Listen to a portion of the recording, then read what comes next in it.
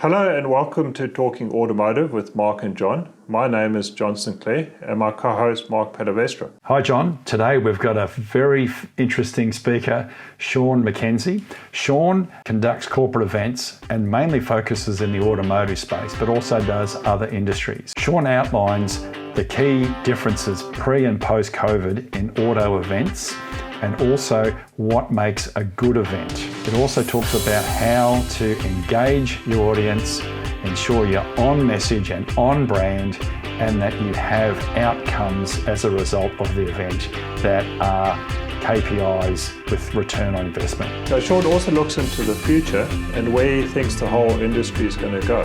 So really a great listen. So let's jump into it. If you like what you hear, please remember to subscribe below, ring the bell, follow us on iTunes and Spotify, and our website autocurrents.com.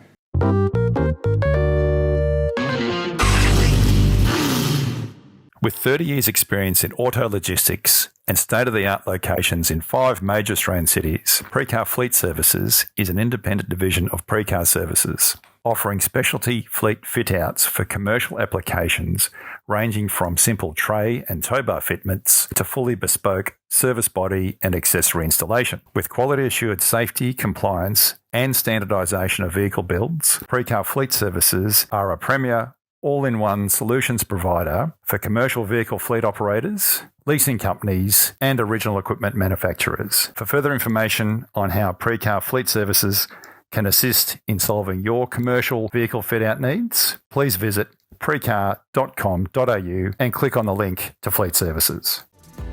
Modera is a cloud-based, AI-powered CRM and retail platform aimed at digitizing the physical process of selling a car. The Modera platform sits between existing automotive dealer and OEM systems, providing car dealerships a quick and easy shift to digital ways of working, all done entirely digitally and with total ease. Welcome to the show. Great to have you on. Maybe to start things off, can you tell us about your company and what you do? Yeah, hi. Thanks very much for having me today. I run a corporate events and communications business called Make Sense Global. So we're based in Johannesburg in South Africa. And historically, we've always produced large-scale events for corporates. So things ranging, from motor car launches to large conferences. We've done a couple of music concerts in the past, sort of brand activation type things. But generally, anything that evolves a big event and then anything that comes with the need for an event. So a lot of video production, graphic production and so on, where, you're creating elements or content that will then be played on the screens or add to the communication that we're trying to achieve at the end of the day. Now, Sean, are you able to tell us about the vehicle launches? Like we're passionate automotive guys, as you can probably tell with our channel.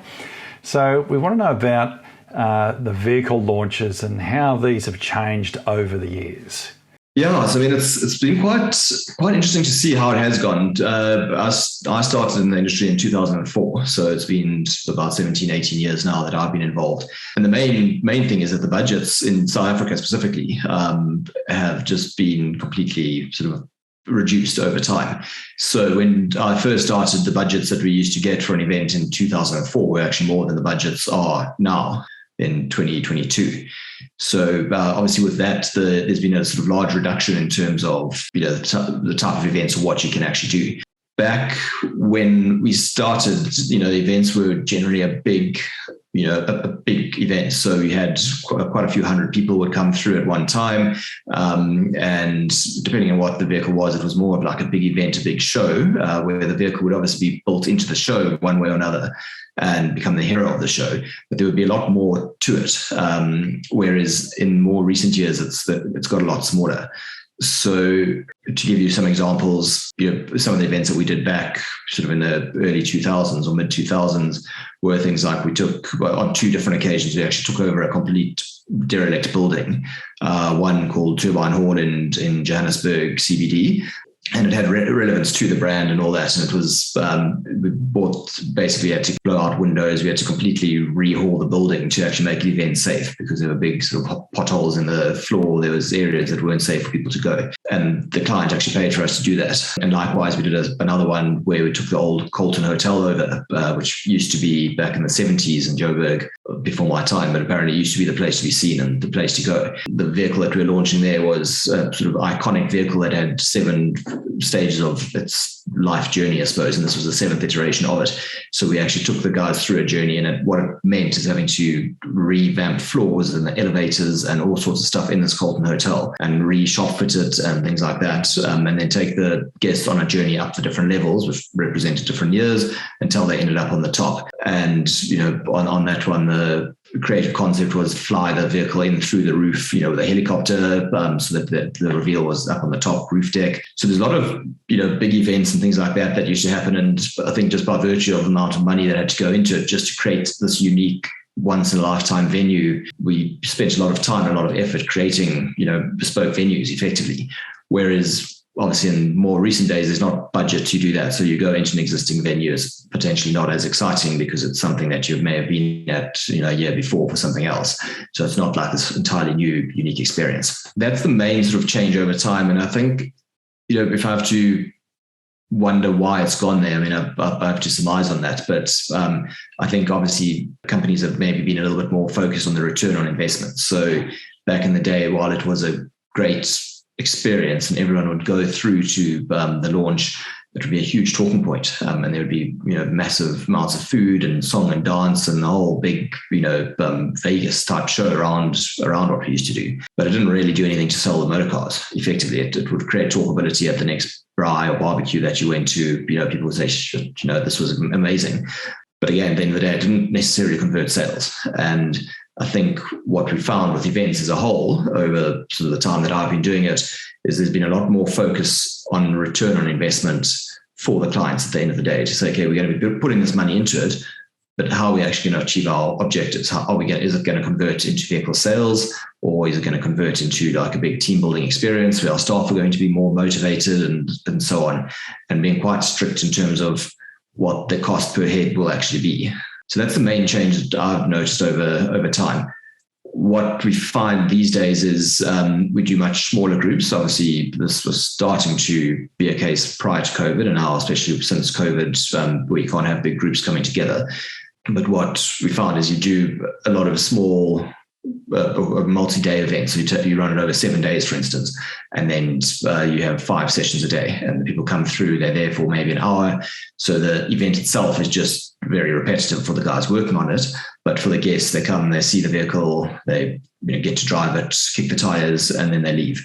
But the experience as a whole is very much more about seeing the vehicle, driving the vehicle, and then heading home, as opposed to sitting there for an entire 4-hour Gala banquet type event where there's lots of big sort of show business that's happening around the launch. But we did a big launch at Sun City in the early 90s, and we probably spent 2 weeks there, and every night we had an event in the Super Bowl. So it was a huge event. Cost an absolute fortune. But I remember even before those events, there were a lot of discussions around where we're really getting a return on investment and was it worthwhile and what we're going to achieve. So I think the discussions were there, but I don't think people were too nervous to move away from them or be seen as the first to move away from them. It's interesting, John, the events begs the next question. What are the objectives of the event? Now, Sean, I'm keen to get your feedback as to the brief that you're given by the car company for the event. Is it for dealers? Is it for customers? And what's the process?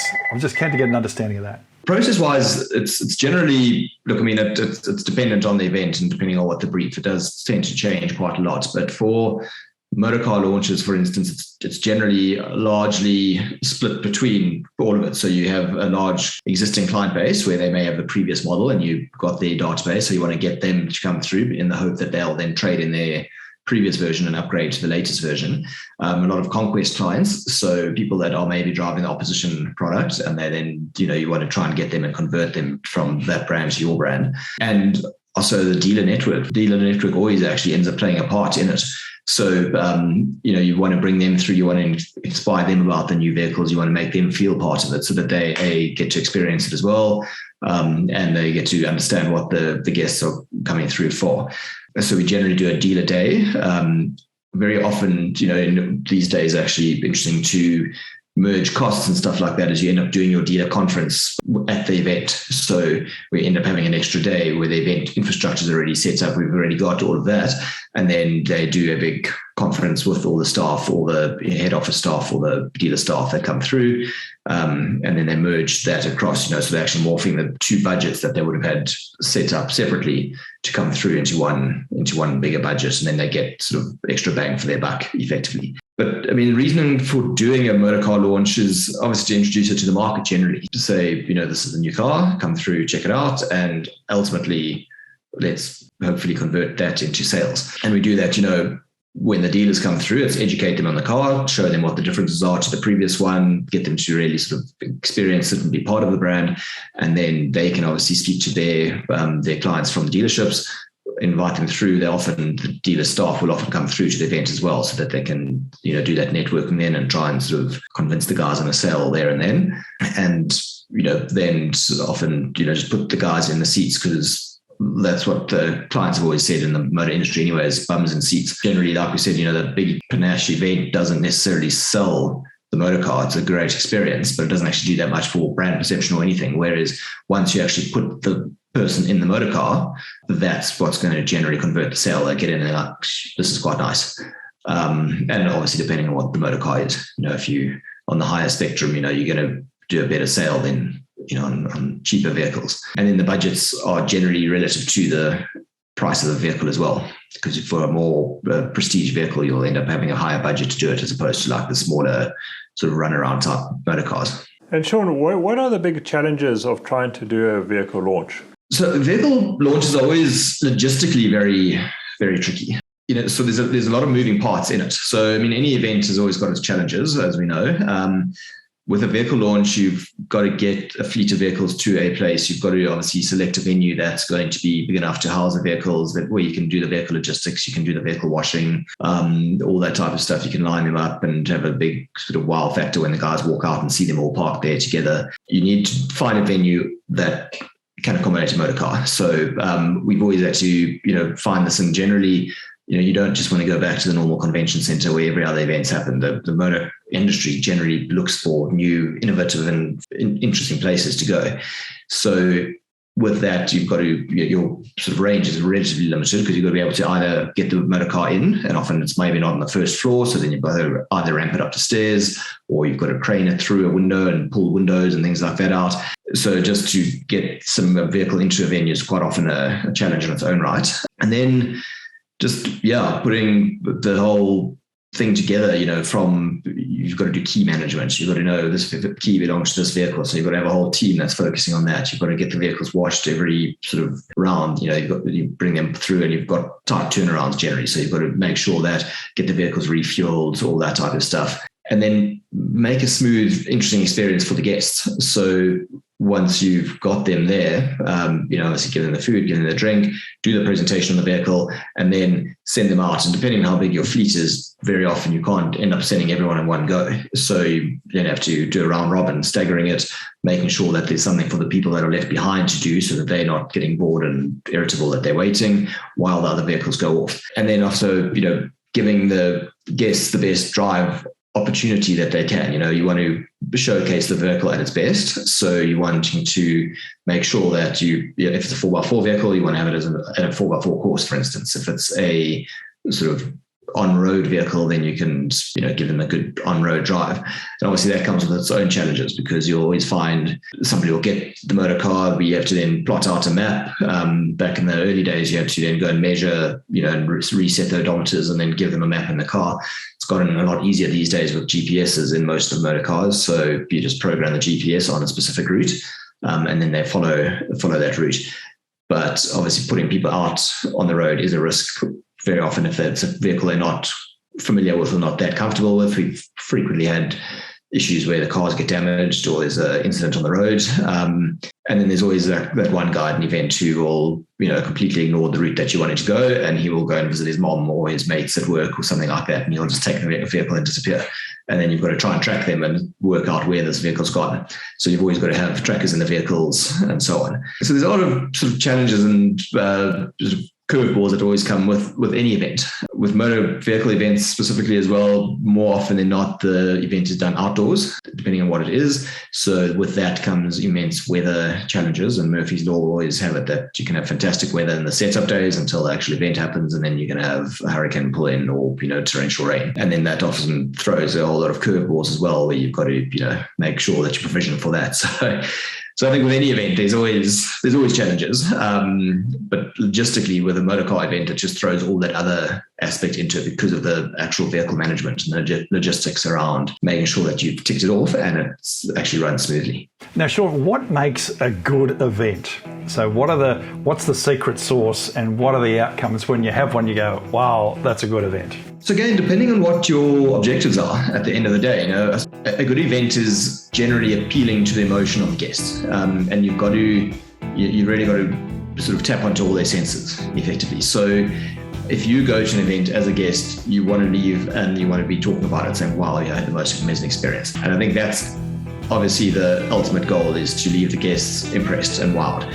Again, it depends on what the event is. So if you're doing a big conference, for instance, and it's, you've got the staff of a bank or a consultancy company or something like that, where you've got 1,500 people in the room, you need to obviously appeal to all of them. You need to bring enough emotion into the day. You need to bring enough sensory experiences, so it's not just death by PowerPoint, as they call it. You've got to bring in a bit of song and dance. You've got to bring in some emotive video elements. You've got to bring in something, amazing stories or case studies and things like that. So you do an ebb and flow on the whole day.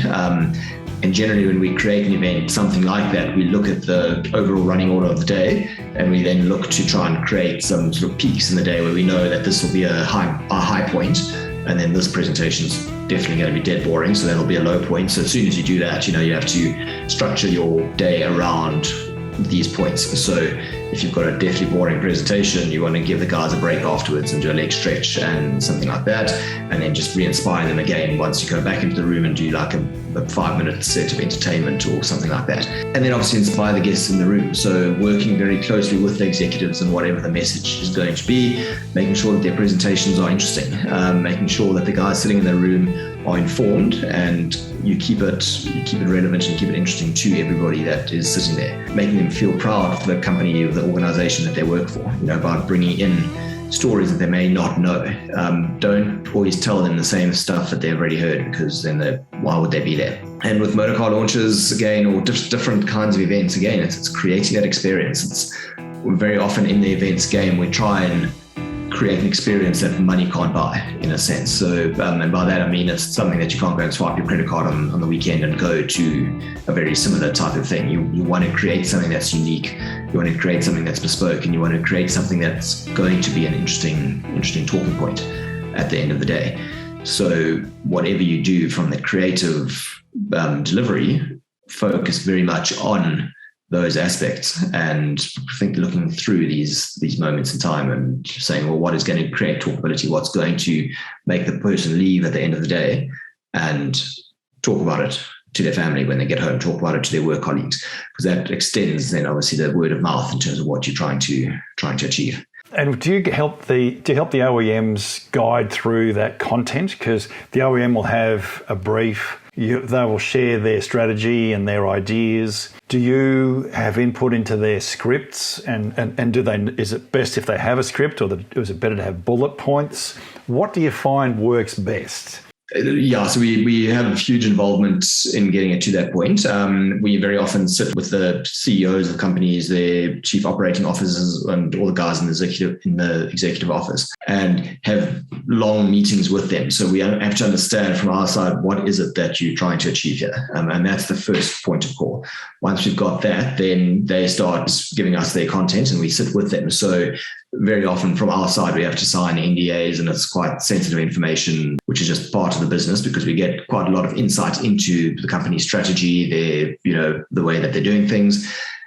And then we have to sit and listen, and obviously we get to know the personalities. So quite often, you can be a great leader of a company, but you don't present very well. So then we give you as many presentation tools as possible to assist you in your presentation. Or sometimes, you bring in those sort of lower level staff and you say, okay, who are custodians that are not in the sort of executive board necessarily, but maybe middle management that are running this project through. And let's then bring these people in, because you may find that you've got an extremely charismatic person working on this area of the business who can come in and present a lot more, and it makes it a little bit more tangible to the rest of the guests and the rest of the audience. So you bring in those personalities from the business to try and get a message across. Much like, you can do certain things through performance or through video that actually, gets a message across. We, as an example, we brought in an a cappella group of 10 guys, and to just sort of show the importance of teamwork and how the end product is that much better. So each one of the a cappella guys did their individual beatbox or their soprano voice or whatever the case may be, but it sounds very sort of limited and isolated on its own. But then you'll put it back together and the whole group performs together, and it's an amazing performance, an amazing song. Creating little moments like that where it's, it might be obvious, but it's a relief, and you feel a bit like you're at the theatre for that moment, and people sit back and they love it and they sort of start tapping their foot till they get into the vibe and bring it through amazing stories. Quite often, we'll find people that have done amazing things or, just interesting stories to tell. And it inspires the guys, to almost say, look at what this person's done. You too, in your world, can achieve the same things, or, case studies from similar businesses, what they've achieved, and really just doing a sense of team build in a way, not so much in this traditional sense of team building, where you go out and all have to, hop in a beanbag and hop across a field, but more be feeling, we're part of this team. This is all of us together. Let's get back to the office on Monday morning and let's go and, really give this our all, because we're feeling inspired by the fact that other people have done it.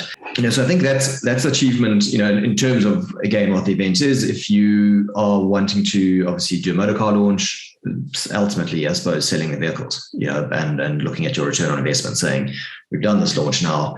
How many more motor cars did we sell through this? And often it's not that easy to track, but in recent years, there's a lot more sort of metrics in the eventing game, which you can use to actually track direct return on investment from that. Now, Sean, you mentioned how things have changed in the last 10 years. Looking forward, what do you see for the future of vehicle launches and events?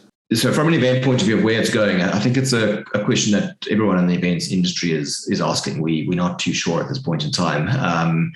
What is undeniable is that with COVID hitting in 2020, the events industry changed pretty rapidly. And if you were going to survive in the game as an events producer, you had to make fast to be able to understand the virtual world and how this whole virtual thing works. But with that, obviously comes a lot of challenges, because people are inundated with Zoom meetings, Teams calls, and so on these days. So when you're actually doing a virtual event, again, to keep people's attention, what you find is they're generally on their computer, they've got the email open next to them, they've got WhatsApp web opening next to them. So they're not really actually concentrating. They're listening with half an ear, and they're busy doing their daily work and, or playing Wordle or something on the side at the same time. The challenge that we've found now is obviously with events from that point of view is that you've, again, got to do something like a real event, which is actually going to inspire the guys to want to come.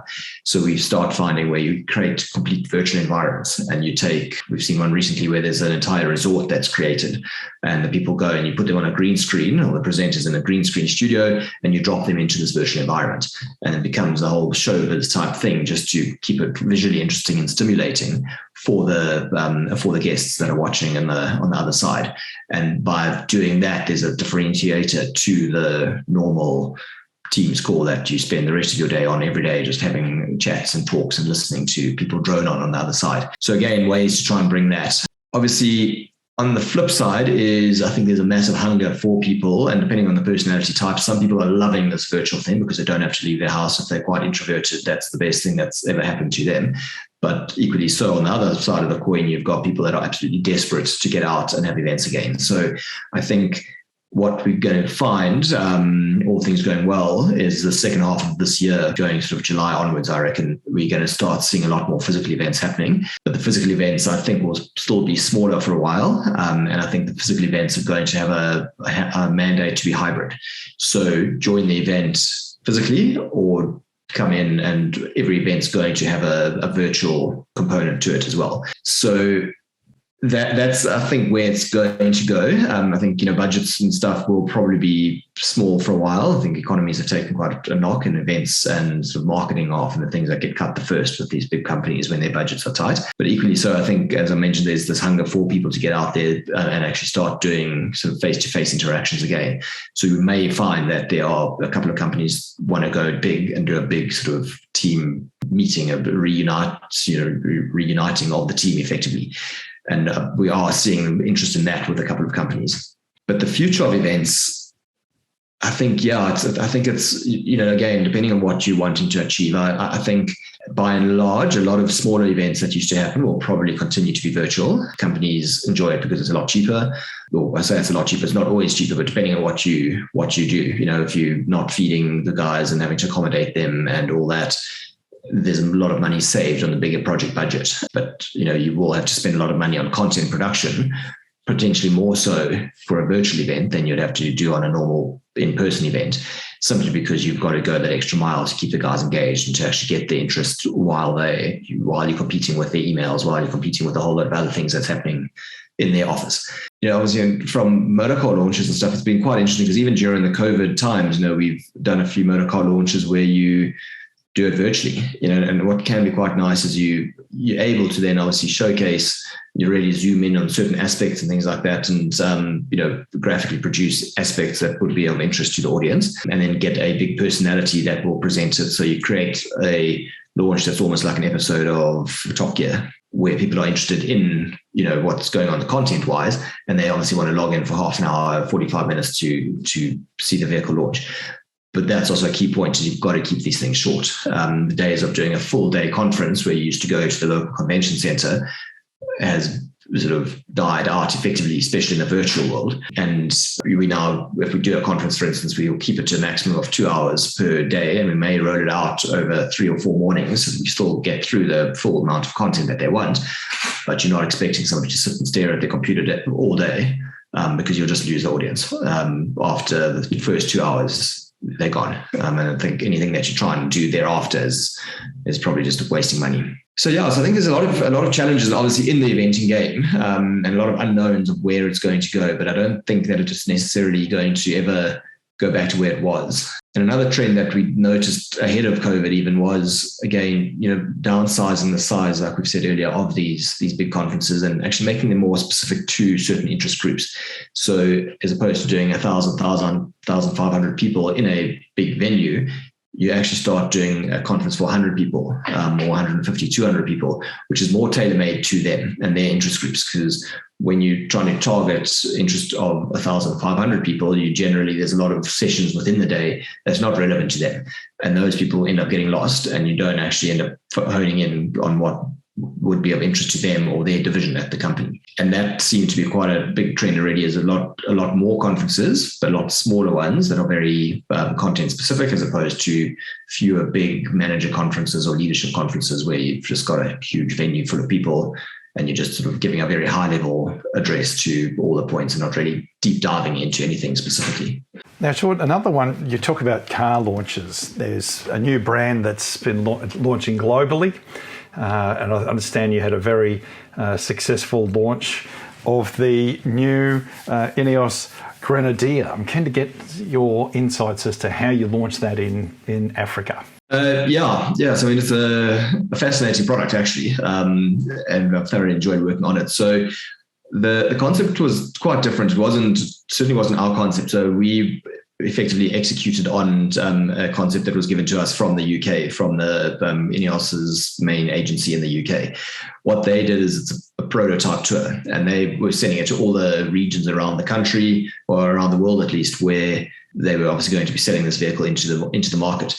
Now, the idea was that, there's already quite a big social media drive, and there's been a lot of following on it, and people that, obviously currently drive the Land Rover Defenders or opposition vehicles have been quite interested because of, the way that this vehicle has been created, and the spec around it, to obviously take all the weaknesses of any other vehicle that it ever competes with, focus on those, make it better, and then sell in a vehicle that's going to be very much comfortable on road. But as soon as you get off road, if you're an overlander and you've driven 800 kilometers, you want the 800 Ks on tar to be pleasurable as well before you actually get onto the off-road part. And a lot of the feedback on vehicles up until, on the off-roading type vehicles or your proper rugged off-road vehicles is that, that on-road section is not that lacquer. The launch that we did, so it was a prototype tour, and which is quite out of the ordinary in its own right. The reason I say that is most motor manufacturers never actually want anyone to see the prototype. They build like 300 of these things and then they crash them into walls and they do all the tests and then they crush them before they get anywhere near the public eye.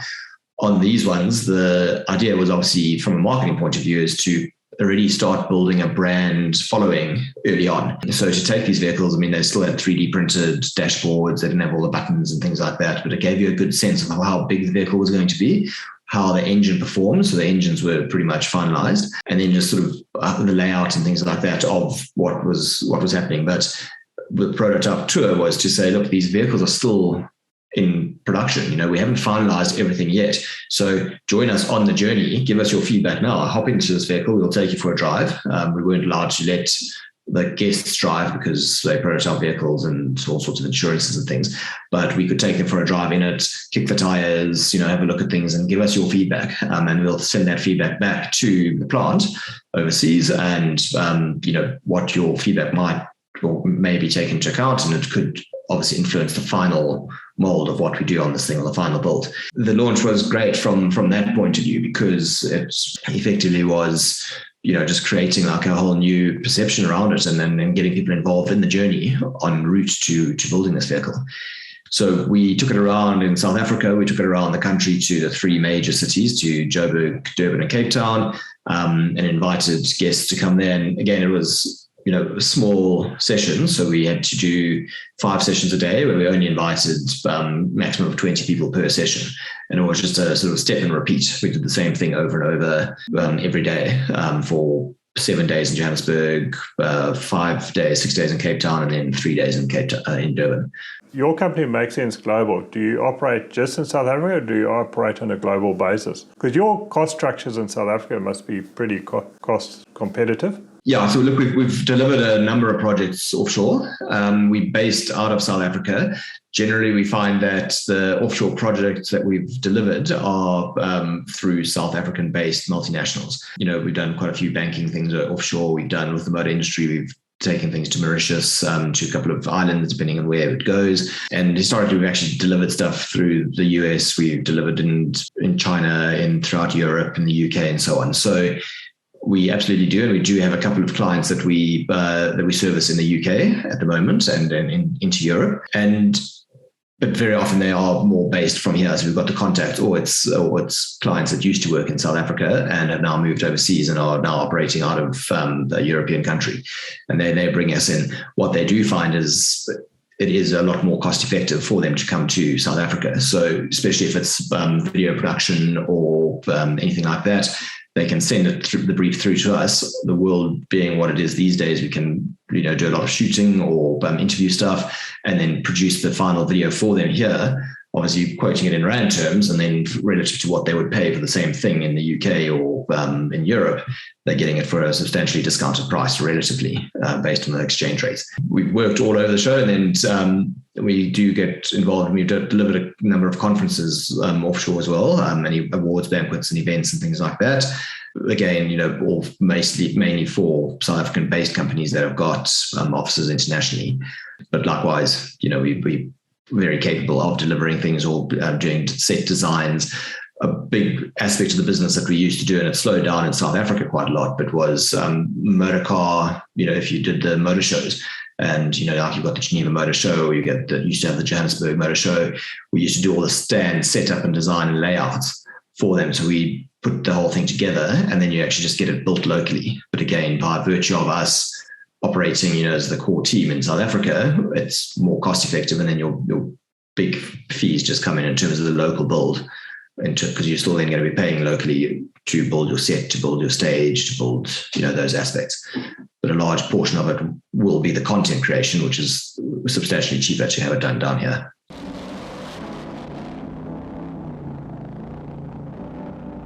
You've just summarized it perfectly. It's knowing, the difference between knowing and doing. We know the stuff, but we don't do it. Whereas you do it. You know it and you do it. And that's the big difference. And for me, that's the difference between winning and losing, failure and success, is knowing and then doing. Because when you talked about the objectives that the OEM briefs you with, and then you go and create a plan around that, but you keep your audience front of mind. And that audience could be dealers, it could be customers, it could be employees. So you then tailor the program and the event so that you maximize the engagement. Because I think the things you highlighted, which were very powerful words to me, was you want to have appeal to the emotion and the wow factor. And it's that experience. Because people remember what they feel. They don't necessarily remember what they hear, but they remember what they feel. And if you can create an event that instills a feeling, that attaches a memory and also a call to action to it, that is a very successful event. And when you think of how you've had to pivot with COVID, like the events that you've had in the past were massive and they've been slowly getting scaled back because of financial reasons. And car companies have been notorious with having some very lavish launches globally. So, you've experienced the big stuff and then there's the tightening of the belt, but you're still really targeting what the outcome that you need to achieve. And also combinations of the digital, so the digital experience, and mixing it in the virtual world, but also still maintaining some sort of physical activity, because as we come out of COVID, there is still that need for human connection and emotion, but the learnings are that we can still do things on a virtual perspective in certain applications. So, and then what you outlined with the Ineos launch, you really did a fantastic job of engaging, because then there was ownership in the customers having the opportunity to give feedback, even though it may necessarily not happen as far as what their recommendations are, but they feel they take ownership. They're bound to the vehicle in some way, shape, or form. So fascinating, and it's an exciting area that you work in. One point in terms of just to touch on what you said there, in terms of obviously knowing the objective and knowing the outcome, is, again, if events are going to be virtual versus physical going into the future, I think it's very much, again, dependent on what the client is going to want out of it at the end of the day. So we've done for a couple of years a large conference in London. We've been involved with one of our clients on that. And this conference is all about networking. So it's about they bring the right people together, and the conference is effectively setting up meetings where they bring people that are going to put funding in, and they bring in people that need funding, and they do those connections. The client's a bank, so they then facilitate those meetings, and they obviously make those networking opportunities. Now, what they've always done historically prior to COVID was that they do a massive big event in London. But by doing that, it means that they have to fly in people from North America, from China, from Africa, all over the world that come through to this. And the guys, they have to come at their own expense. So their company has to pay, which generally means that the level of people going would be business class travel, and it would be, expensive hotels in London and so on. Once they're there, then this client would host the whole day, and there'd be big dinners and lavish events and things like that. So it was a nice networking opportunity. But the main goal at the end of the day is to connect person A with person B, put that together, create the business meeting so that, some more business can come out of it. And what they've actually found with doing it virtually is they've got a much bigger group of people that actually start to attend, because there's not that barrier to entry in terms of enormous cost to get the people to London and take 3 days of time out the office to travel there, have the meetings, travel back. The guys can now have 2 or 3 meetings of the people that they wish to meet. It takes maybe 4 hours out of their 3 days that it used to take, or 4 days. And they've had a much better response in terms of what their ultimate goal was on doing the event virtually. So while the people are, a lot of them are missing the big lavish dinners and sort of fancy halls and that in London, the objective of the conference at the end of the day is actually ticking more boxes, and they're doing it for a fraction of the cost that they used to do. So it is quite interesting just to go on to that point that, again, let's look at what we're trying to achieve, and then let's creatively solution for what the outcome needs to be at the end of the day.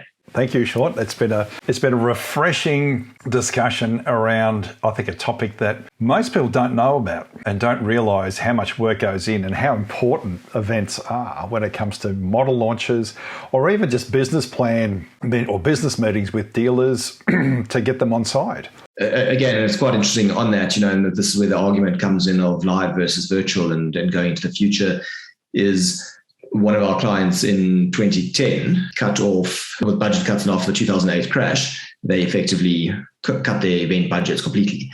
And 2 years later, they came back pretty thick and fast with it. And the CEO, we actually had a meeting with him, and he said it was the biggest mistake they had made because he didn't understand the impact that the client relationships took when they stopped doing these networking events and the staff morale and stuff as well.